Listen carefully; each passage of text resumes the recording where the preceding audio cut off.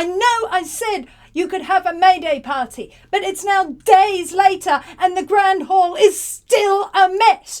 Go and clean it. Go. Hello. Hello, how are you? Well, I have the video. Yes, I have the video for this week. And this week we are looking at a play-by-play ride I've never done before from a period. No, we have done this period already. We did John Gay, didn't we? Yes. So we are looking at Oliver Goldsmith's She Stoops to Conquer. Yes. I wasn't really sure about the stooping, but I watched the play and it turns out it was all right. It was all right. I wasn't really certain there, but we'll get to that. Anyway, before we start, remember there is a shop, blah, blah, blah, blah. There with writing services, blah, blah, blah, blah. And books and a Redbubble shop. And if you want to support us, you can do that there. And like, subscribe, comment and share, or I'll jump out from under the bed and scare you witless. All right, we're done. So, we looked at, well, I had the Milwaukee Family Players perform Oliver Goldsmith's She Stoops to Conquer. Now, this is a comedy from the mid to late 18th century, 1770s. And it's by Oliver Goldsmith, who was an Irish satirist. Ah, satirists, they're really good. This is not the kind of really biting satire that is someone like our good friend Dean Swift. It's not that kind of satire, that really savage stuff. No, this one is much more gentle satire, but it's more of a comedy of manners. So this happens in the Hardcastle Manor House. So this is not like Shakespeare with kings and queens. And it's not like the Beggar's Opera with the people down the very bottom of the world. This is like the middle classes, the people who run for Parliament and things like that. So Mr. Hardcastle and his wife, Mrs. Hardcastle, she has had a previous husband who is the father of her son Tony, who isn't called Hardcastle but Lannister. But obviously Tony was very, very young when his father died and his mother remarried, and he sees Mr. Hardcastle as father. His mother adores him. And Mr. Hardcastle and his wife also have a daughter called Kate.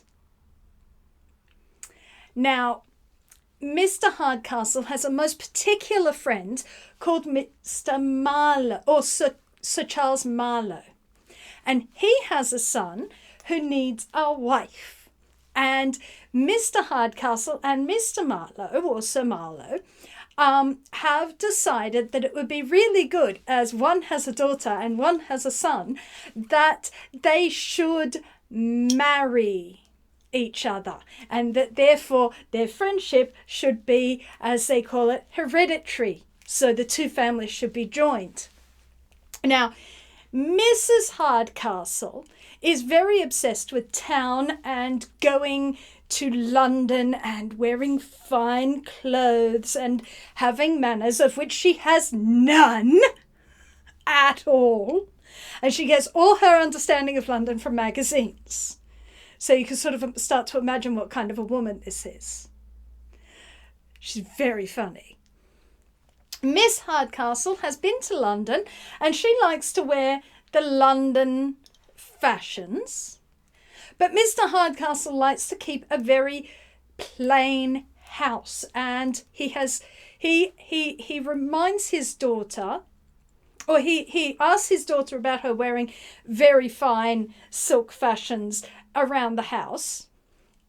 And his daughter reminds him, no, father, you said that I could wear this during the day so long as I wear my house dress in the evening for dinner with the family. So, and all of their clothes, he's not one to spend money on clothes. So everyone looks a little bit shabby, a lot shabby. So there's that. There is also another member of the household who is Miss Neville. She is Kate's cousin, Kate and Tony's cousin. So her aunt is Mrs. Hardcastle. So she, after her father died, her aunt has possession of her fortune until she marries. Now, Mrs. Hardcastle would like Miss Neville to marry her son Tony. Neither Tony nor Miss Neville want this. Neither of them do. So Miss Neville pretends to be in love with Tony. Tony is like, he knows what's going on, and so he continues to spurn her because he is not allowed to actively refuse her until he turns 21. And his mother has been doing some finagling with the dates so that he's already 21. That's one of the punchline at the end of the play. So he's a silly booby who's not been very well educated. He's a playboy. He likes to hunt. He likes the pub. He has a fortune that is supposed to come to him when he turns 21. And he has a girlfriend who he would like to marry and does not want under any circumstances to have to marry Miss Neville. Now, that's the setup. So, Charles Marlowe, as opposed to Sir Charles Marlowe, his father, is supposed to come to the house ahead of his father, who will arrive later on in the day. He and his friend, Mr. Hargreave, who is secretly the lover of Miss Neville, arrive at the inn where Tony is, and Tony decides to have some fun with them, and he tells them that the hall is actually an inn and they go to stay there. So because the hall looks like an inn from the outside, and because everybody dresses kind of shabbily, Mr. Marlowe, who his father has told Mr. Hardcastle that he is a most modest young man, he has been told that he is this wonderfully shy and reserved and polite young man. He discovers how Mr. Marlowe treats people lower class than him. And so he goes to the house, not realizing what is actually happening. And he treats the master of the house as though he is the master of an inn. And he is rude and he is boorish. And Mr. Hargreave actually is the one who first discovers, oh, this isn't what we think it is. This was a trick, because Miss Neville comes in and says, oh, Tony is he's very shocked to see her. It's like, Miss Neville, Mr. Hargreave, love. And it's like, we thought we were at an inn. No, this is our house. This is our house. And so Mr. Hargreave is disabused of the fact that this is an inn, and he is overjoyed to see Miss Neville. But he tells her to not disabuse Mr. Marlowe, because Kate is about to arrive, and when Mr. Marlowe sees Kate, she's all dressed up in her London finery, and he is so tongue-tied and so abashed at being able to speak to her, that it is completely impossible. But he still thinks he's at an inn. So the others have told Kate that in her plain dress, in her house dress, she should go and talk to Mr. Marlowe and have him think that she is one of the servants. So he starts flirting with her, because he's quite capable of flirting with low-born women. And he starts flirting with her as though she is a barmaid. Meanwhile, Tony and Mr. Hargreave and Miss Neville conspire to try and get Miss Neville's jewels from Mrs. Hardcastle and to elope to, because Miss Neville and Mr. Hargreave want to elope to France. This, as with any kind of comedy, causes an awful lot of confusion and results in people going off in a carriage and being dragged around and around and around the house for miles and miles and miles, and finally brought back home and dumped in the horse pond, so that they never end up going to London as they expect. Mr. Marlowe flirts with what he thinks is the barmaid, only to discover, having discovered that, oh my goodness, this is actually the house of my father's friend and I've been insulting everyone. This is so mortifying. Then he again sees Kate, because he was so shy of seeing her the first time in all her London finery. He didn't even look at her face. And he is forced to apologise. I thought you were a barmaid. And she continues her pretense. She pretends to be a poor relation. But he continues to make love with her. And because Miss Hargreave had realised, Kate Hargreave realised, I can't do anything with a husband who's too shy to talk to me. What use is he? I need to, tease him out and find out exactly what kind of a man this is. So she is being very, very calculating. Once she has made him think that she is a poor member of the household, and that I hope you are not leaving on my account because my reputation is all I have no fortune.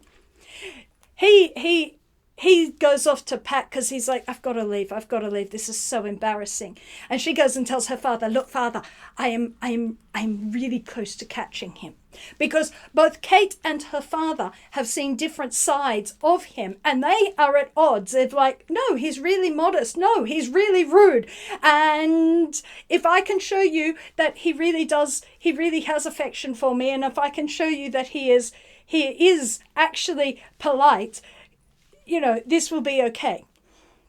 Meanwhile, his father turns up, and his father gets two different reports too. One, that he met Miss Hargreave once and that he was completely overwhelmed and he could not talk to a lady of quality. And then a report from Miss Hargreave, who says, no, I've talked to him several times and he has made violent, passionate love to me. Not physical, but violent, passionate, but you know what I mean. So then she says, okay, look, if you hide in half an hour, I will prove to you that he absolutely loves me. I will make his protestations empty. And so they hide, and he again mistakes her, and she's like, you're going away, and this is terrible. And he goes so far as to be proposed to her, at which his father and her father come out and disabuse him of the fact that he has gone and actually been making love to the woman that he is meant to be, and all ends happily. Mr. Hardcastle reveals to Tony that he has been of age for 3 months. Tony uses this to go and release Miss Neville of her obligation to marry him. She is therefore able to marry Mr. Hargreave. Mr. Charles and Kate are able to marry, and Mrs. Hardcastle is forced to give up her immediate plans to go to London, but she has just got herself a son-in-law, and she is certain that this is the road to London. So this is a very, very funny.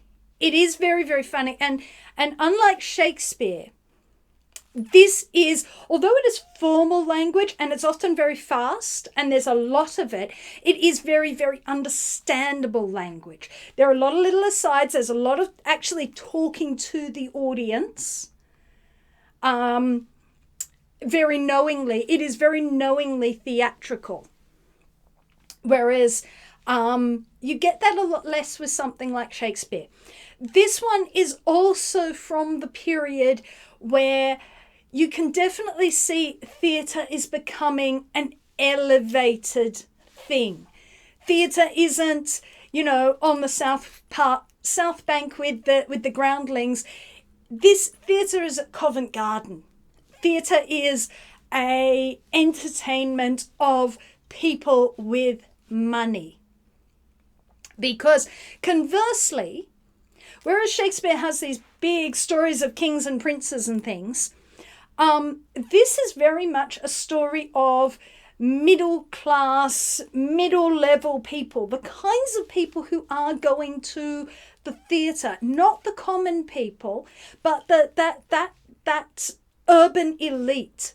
Of course, you've got the aristocracy going to the theatre, but it's the urban elite and up, or the country elite coming to London for the season. And so you see in this that the focus has become quite different. This is not a play for everyone, as it were. This is a social satire. And it's satirizing courtship. It's satirizing, in particular, it is satirizing Charles Marlowe, who is too modest to speak to highborn ladies and far too willing to exploit women who have to be who you can pay for. It's also satirizing the use of power and money in the place of Mrs. Hardcastle, who is using the fact that she is the guardian of her niece and her niece's fortune to try and manipulate her into marrying her son to keep it in the family. And neither cousin wishes to marry. Neither cousin have any desire. In fact, Tony is only too glad to be rid of Kate and his mother's insistence that he marry Kate, because he has a girlfriend of his own who he would love to marry himself. And now that he's 21 and has his own fortune, he can. It's a satire in the dependency of women to money. Kate, in her poor relation guise, doesn't want to be like she's like, no, you couldn't possibly marry me because you would regret it, and you would reproach me for causing you to have no fortune to come with me. I have no fortune to bring you. Kate says a similar thing to Mr. Hargreave, is, yes, while we're very passionately in love and in the moment, yes, it's easy to say, no, I don't want the fortune, but when later on, it's probably going to be something that breeds contention between us, which she doesn't want. Neither women want of fortune to breed contention between themselves and the men that they love. So that's interesting. The female characters are really, really strong. Kate is an incredibly strong and canny character who works to make the match that she wants happen. He's young, he's handsome, he's well educated, he has a fortune, her father approves of it. These are all things in his favour. The fact that he is too shy to talk to her is... I can fix that. I can fix that. She's not attempting to improve a flawed character, but to bring to light, well, what are you? What are you? Because I can't have a husband who can't talk to me. I'll have a husband who's chasing after every scullery maid I ever hire, but will never talk to me and never be a proper husband. I will have a husband, but I won't have a husband. So she's a very sensible person who knows this, who understands this, who understands what she wants out of life. Mr. Hardcastle constantly shows himself to be this wonderfully even-tempered, generous person. He doesn't want to have his daughter marry someone that she doesn't love. He doesn't want his daughter marrying somebody who looks a complete booby. He's very careful about that. He's the one who goes and spills the beans to his stepson about, look, you've been 21 for 3 months. You just... My wife, I bowed to my wife in this, but she has used it so ill that I'm going to break with her and tell you that you are, 21. This is the play that has the wonderful line, ask me no questions, I'll tell you no lies, which pretty much sums up Tony. And that's the sort of quality of the writing. It's short, snappy, you get a really good sense of who these characters are. You get the much more sentimental Hargreave, who has been estranged from his girlfriend. He had her father's consent. He was ready to marry her. He had her love, her father's consent, and then he died, which has forced these two apart. He is faithful and loving, and he is willing to sacrifice that financial element to get her. But she is the one who's not willing to let that become a source of contention between them, especially since he has the things that traditionally he needs. He has her father's consent. He has her love. They are being stopped not by the traditional boogeymen of romantic stories. They're being stopped by a greedy aunt. A greedy aunt and a lie, because Tony is absolutely willing to get rid of them. Like, go, go, go. I will willingly help you with this. Even when he manages to screw up and read the letter that Hargreave sends him, and because he doesn't read so well, and he gives it to his mother, and then his mother finds out everything. And when he sees Hargreave's distress, he's like, I can fix this. I can fix this. Because, I mean, any sort of impediment to their match is then an impediment to him. He is a good person in spite of his stupidity. So the entire play is about social rank and social power and how these things are used. It's satirizing those things. It's satirizing manners. It's satirizing behavior. It's satirizing people who have a double standard, who are impossibly polite to people of their own class and then boorishly rude to people beneath them, which is always seen as deeply classless. And that's what Mr. Hargreaves finds, is like, this son of my friend is a bore. He's rude. He's awful. I believe you nowadays still see that as a very bad thing, that people who treat waitstaff and shop servers badly while treating your social equals well is generally considered a bad thing to do. So I see that nothing much has changed in terms of manners in that amount of time. In what, 250 years? About that. So it is a social satire. It is a very funny social satire. I think it is something that really could be updated and would still work. I mean, it works as a Georgian play, but I think that the elements of social satire and the elements of courting and the elements of people's behavior and manner around courting are things that are still relevant. But it is definitely a point at which theatre stopped being something for everyone and really has started to work into that idea of theatre is for the elites, theatre is for people with money, theatre is not for everyone.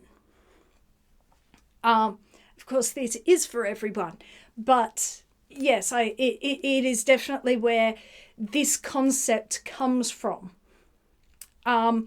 So that's She Stoops to Conquer. Turns out her stooping had absolutely nothing with a basement and had absolutely everything with domesticating a husband. I can live with that.